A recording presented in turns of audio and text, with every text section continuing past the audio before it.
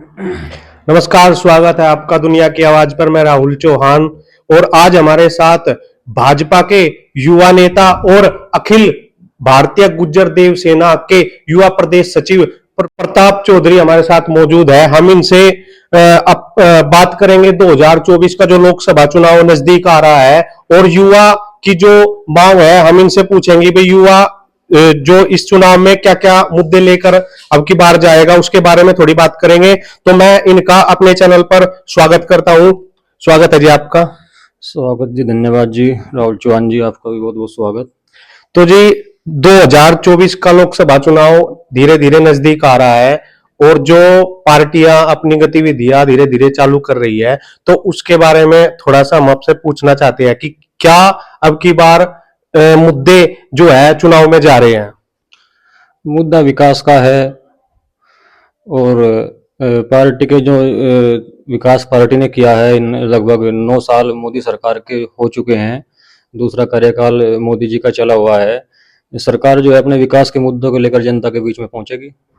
तो वही नारा अब की बार भी रहेगा, सबका साथ सबका विकास। हाँ, सबका साथ सबका विकास और सबका प्रयास को लेकर जो है भारतीय जनता पार्टी के सभी कार्यकर्ता, नौजवान साथी और सभी जो है लगे हुए हैं।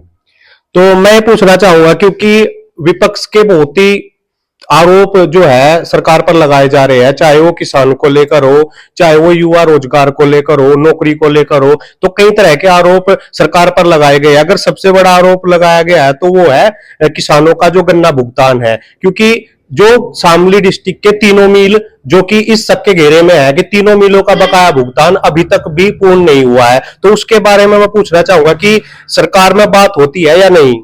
हाँ देखो, लगातार सरकार में इसकी बात चली हुई है। बाकी रही गन्ना पेमेंट की भुगतान की, ये तो मिल मालिकों की गद्दारी है। नहीं तो पूरा प्रदेश जो है ठीक ठाक जो है गन्ने का पेमेंट कर रहा है किसानों का। यहाँ तो समस्या इन सिर्फ मिल मालिकों की है। इन लोगों ने इस मिल को जो है बिल्कुल कंगाली की हालत में लाकर खड़ा कर दिया और किसानों के सामने हाथ खड़े कर दिए। लेकिन फिर भी जो है सरकार ने इसके ऊपर फोकस किया। अब जो है शामली फैक्ट्री को दोबारा जो चला गया और जितनी भी बजाज की शुगर मिले थी उनको 300 समथिंग 78 करोड़ के आसपास जो है सरकार को देने का भी कार्य किया है। और सरकार जैसे सरकार का जो अपना कार्य है वो लगातार कर रही है। 25 रुपए की बार भी है सरकार ने बढ़ोतरी के किसानों के लिए बढ़ाए। गन्ना पेमेंट की स्थिति सब मिल मालिकों की वजह से खराब है और शामली इसमें सर्वप्रथम नंबर 1 पर है। उसकी बात जो है सरकार के संज्ञान में है और अभी भी ये मामला लखनऊ तक जो है एमपी साहब को उठाया था। उसके बाद ही जो है संज्ञान लेकर इस पर जो है फैक्ट्री को चालू किया गया। कहीं ना कहीं रोजगार का मुद्दा भी बहुत उठाया है। अगर बात करें तो जब सरकार सत्ता में आई थी तो उन्होंने नौकरी देने का वादा किया था युवाओं से, और गन्ने का जो एमएसपी है उसको ये कहा था कि भाई जो एमएसपी है हम उसे 400 पर लेकर जाएंगे, लेकिन वो 350 पर अटका हुआ है अभी तक। नहीं, अभी सरकार में की जो है बात चल रही है, उनको जो है 25 रुपए सरकार ने बढ़ोतरी के बढ़ा दिए हैं गन्ने पर। लगभग 375 रुपए का गन्ने का मूल्य सरकार निर्धारित करने वाली है। उस पर विचार विमर्श चल रहा है, जल्दी उसकी घोषणा जो है सरकार कर देगी।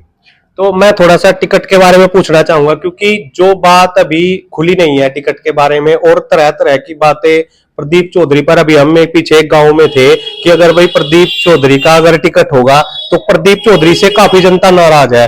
तो मैं पूछना चाहूंगा ऐसा क्या हुआ कि प्रदीप चौधरी से जनता आजकल नाराज चल रही है। देखो, जब कोई व्यक्ति बनता है तो उसी का विरोध होता है। सांसद हैं वे भी मौके के फिलहाल में कहीं ना कहीं लंबा क्षेत्र है, सबको संतुष्ट नहीं कर पाते। उसके बीच में 2.5 साल का कार्यकाल कोरोना का भी रहा, उसमें लोगों के बीच से उनका संवाद टूट चुका था।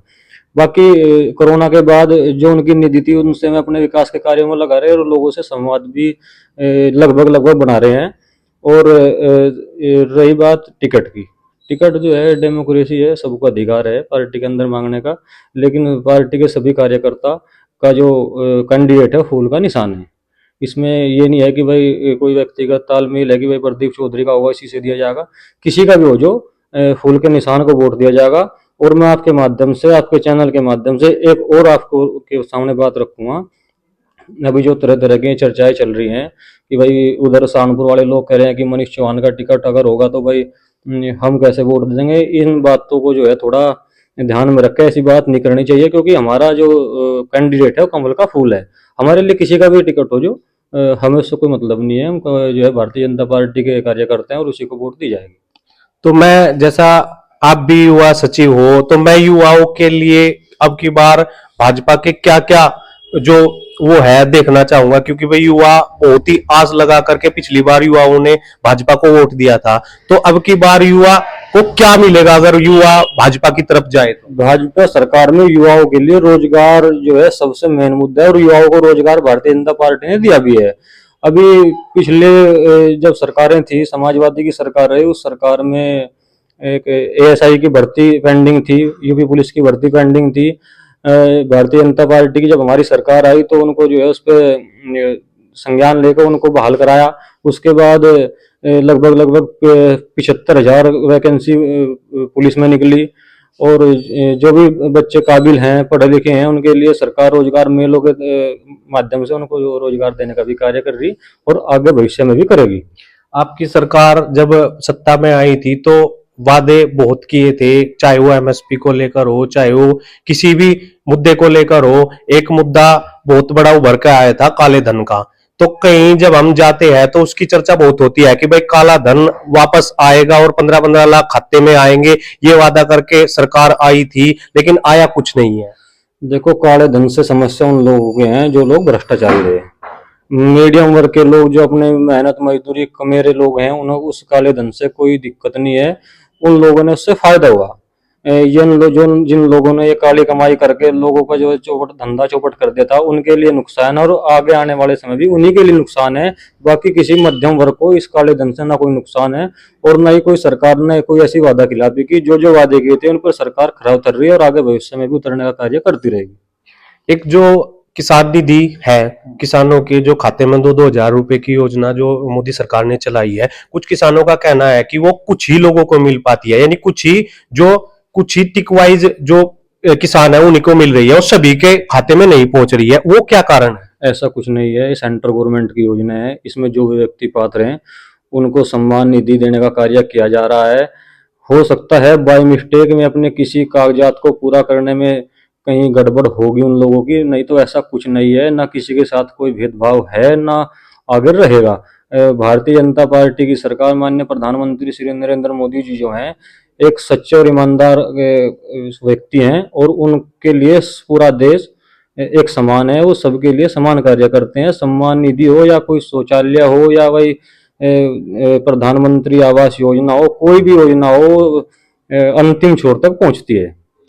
तो एक जो आरोप है आपकी सरकार पर यह भी लगा था कि भाई बहुत सी योजनाएं जो सरकार दे रही है उसमें भ्रष्टाचार, जो अधिकारी नीचे बैठे हुए हैं वो अपना मतलब निकाल लेते हैं, और जो योजना पहुंचनी चाहिए जनता तक वो उन्हीं में भटके रह जाती है, जनता तक नहीं पहुंच पा रही है। ऐसा कुछ नहीं है। जो सरकार योजनाएं लागू करती हैं, मजबूरी है, अधिकारी लोगों की मजबूरी है, वो जनता तक पहुंचानी ही पड़ती है।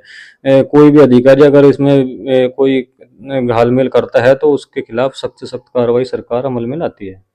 एक आरोप है आपकी सरकार धर्म के नाम पर वोट लेती है, ना के काम के नाम पर। नहीं, ये देखो, हमारा धर्म है, धर्म की रक्षा भी सरकार करेगी।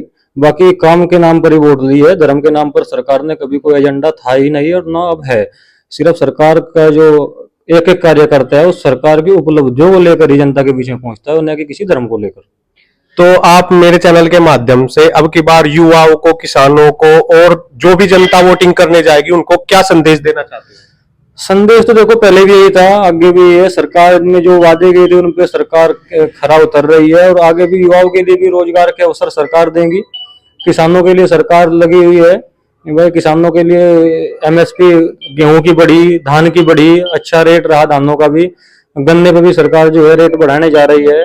तो यही सभी मुद्दे लेकर, विकास के मुद्दे लेकर सरकार के लोग जो हैं जनता के बीच में जा रहे हैं, और इसी तरह जो है भारतीय जनता पार्टी का एक एक कार्यकर्ता लगा हुआ है। तो मैं आपका धन्यवाद करूंगा, आपने हमें अपना कीमती समय दिया। और साहब, आपका बहुत बहुत धन्यवाद।